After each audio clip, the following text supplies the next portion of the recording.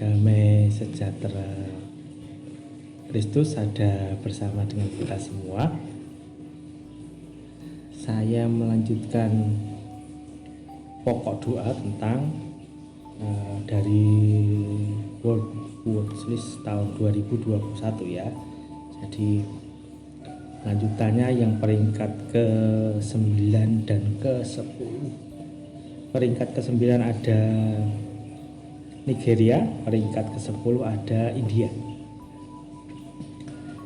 Di peringkat ke-9 Nigeria ini negara di mana jumlah orang Kristen yang terbunuh karena imannya, yang dibunuh karena imannya itu jauh lebih banyak daripada di negara-negara lain. Ya, Nigeria. Padahal uniknya di sini orang Kristen di Nigeria itu jumlahnya adalah 46,3% dari populasi. Hampir separuh dari populasi Nigeria itu orang Kristen. Tetapi orang Kristen yang dibunuh di Nigeria itu jumlahnya lebih besar dari negara-negara lain. Karena di perbatasan utara Nigeria itu ada banyak ekstremis Islam di sana. Ada Boko Haram, ada Hausa Fulani Muslim militan dan lain-lain ya. Jadi khususnya di daerah utara yang cukup berbahaya, sangat berbahaya sebenarnya ya.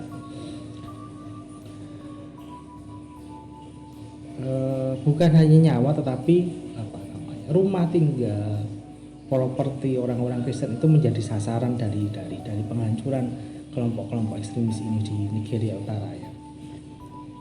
Tidak ketinggalan anak-anak dan kaum wanita juga, mereka juga diancam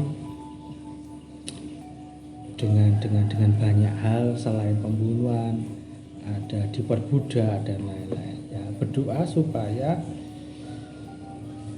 khususnya kaum Kristen yang ada di wilayah utara yang mengungsi, meninggalkan seluruh harta bendanya, supaya Tuhan beri kesabaran, ketabahan. Berdoa juga untuk pemerintahan Nigeria supaya ada usaha lebih untuk melindungi orang-orang Kristen. Juga berdoa untuk organisasi-organisasi yang melayani orang Kristen di Nigeria ini. Di peringkat ke-10 ada India.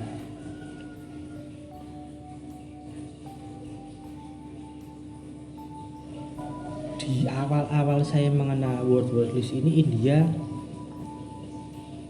meskipun masuk dalam 50 peringkat itu, tetapi baru dalam 3 tahun terakhir ini India masuk di peringkat 10 besar ya, karena meningkatnya ekstremisme Hindu di India ya.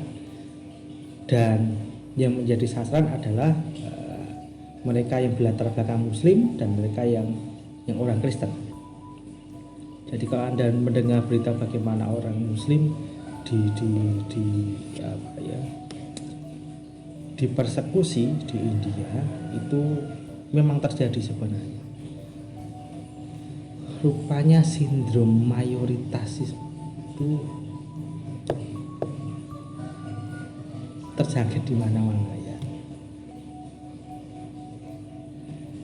Ekstremis Hindu ini menganggap gini, latar belakangnya begini, karena semua ekstremis Hindu menganggap India adalah Hindu. Jadi semua warga negara India haruslah orang yang memeluk Hindu. Itu ya, itu latar belakang sebenarnya. Maka mereka menganggap kekristenan, Islam dan agama-agama lain sebagai agama-agama asing, agama impor gitu ya. Dan harus dipertobatkan itu bahasa kita ya. Berdoa supaya yang pertama tentu pemerintahan di India, karena kelihatan tidak kelihatan pemerintah India ini punya arah ke Hindu yang cukup kuat dan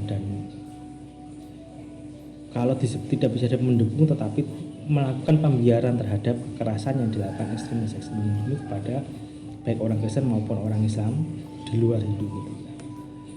Berdoa di daerah pinggiran ya, yang mereka lebih terancam supaya Tuhan lindungi, ya, Tuhan jagai, juga para pemimpin gereja di sana. Kita menunjukkan bahwa kita bersama-sama dengan saudara-saudara kita di Nigeria dan di India ini berdoa untuk mereka. Masih di masa pandemi, Bapak Ibu saudara-saudara ingat memakai masker, menjaga jarak, sering-sering mencuci tangan dengan sabun, menghindari kerumunan dan membatasi mobilitas kita. Tuhan Yesus memberkati kita semua.